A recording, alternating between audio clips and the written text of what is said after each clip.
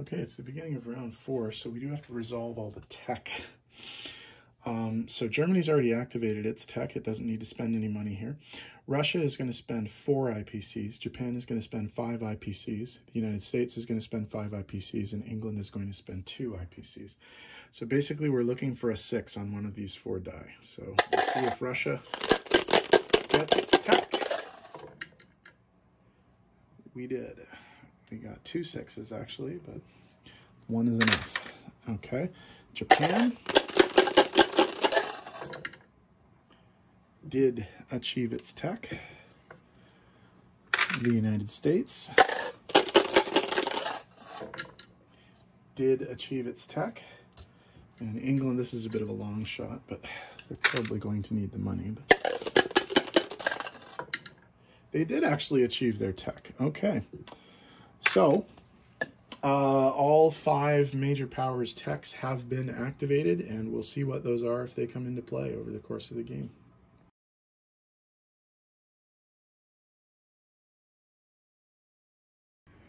Okay, at the beginning of Germany's round 4, they have quite a bit of money to spend because remember they got the English, or the bulk of the English treasury last turn. They're going to spend 40 IPCs on 4 new fighters, 12 IPCs on 2 tanks, 8 IPCs repairing the factory in France, 4 IPCs on 1 artillery, and 8 IPCs on, 24 IPCs on 8 men. They will be declaring some attacks, all on the Russian front. So if we zoom in here for a sec, we'll see what all the stuff is. In Bessarabia, we're going to come in with 3 mechs, 1 artillery, and 2 tanks from eastern Poland. That attack will be supported by a bomber from western Germany. Coming into western Ukraine with this huge stack of tanks and this huge stack of bed. I don't know how many it is. We'll count as soon as we get there. Baltic states will be invaded by 2 infantry from eastern Poland, 2 infantry from Poland, and 2 tanks from Germany. Belarus will be attacked by 2 infantry and an artillery from eastern Poland. And I think that's all the attacks. So let's get started rolling some dice. For the attack on the Baltic states, the Germans are coming in with 4 infantry and 2 heavy tanks. 2 hits. So that's the 2 Soviet infantry killed. Russians hit 1.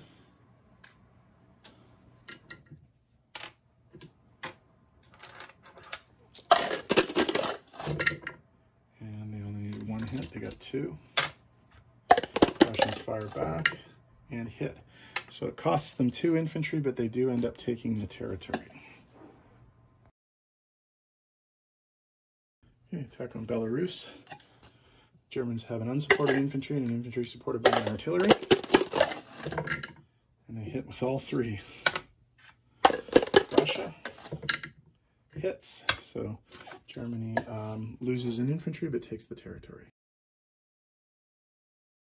This one's a bit of a laugher. Western Ukraine, 14 infantry and 9 heavy tanks.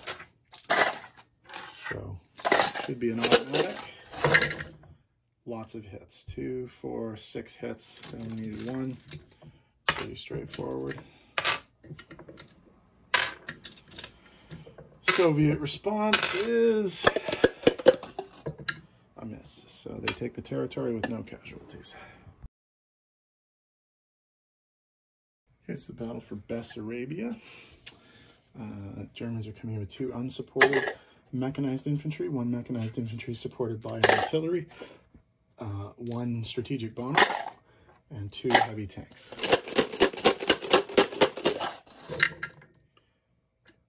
One, 2, 3, 4, that's all of them. So the Russians have to defend, and they get 1 of the mechs. But everything else survives.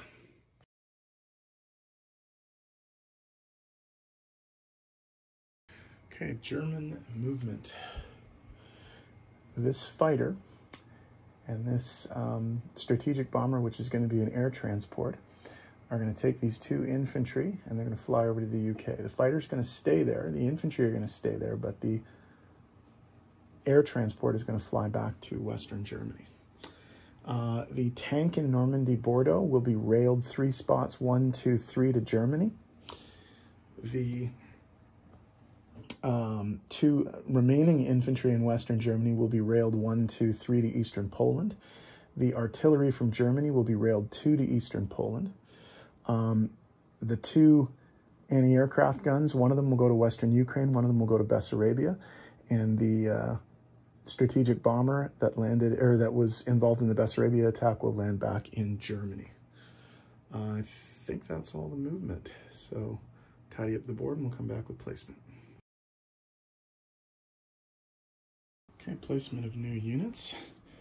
2 new fighters are going to go into the UK. 1 new tank is going to go into the UK.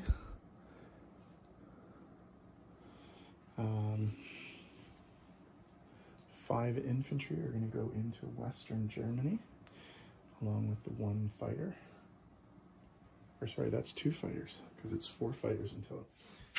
So 2 new fighters are going into Western Germany.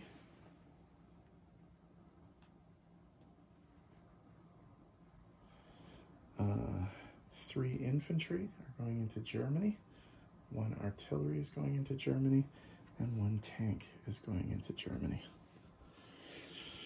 Okay, in terms of income changes, these are all against Russia, but we have Belarus, 1, Baltic States, 1, Western Ukraine, 2, and Bessarabia, 1. So that's a total of 5. So if we go to the income chart, that means that Germany goes from 48 to 53, and Russia goes from 39 to 34. Now what this means, by the way, because we're at 53 for German income, Chile down there is no longer true neutral, it's pro-Axis neutral. So that could come into play later in the game. So in terms of money, the Germans have a 53 IPC base income, and they have 3 bonuses. 5 IPCs because they have Denmark and Norway, while Sweden is neutral. 5 IPCs for London, and 2 IPCs for their armistice with France. So that's 53, 63, 65 IPCs for turn 5. So Russia is up next. We'll see how they deal with this advancing German problem that they have now. So here we go. Oh, turn's not quite over yet. I spoke too soon. We forgot about the idea that there is a convoy in C-Zone 109, and the Germans can lose up to 6 IPCs. They're going to lose 3 for sure. But we'll see how many they lose. Let's have a look here. So that's 5 plus 3 is 8. They can only lose 6, but they will lose 6. So instead of having 65, they're going to actually have 59 IPCs for the beginning of next turn.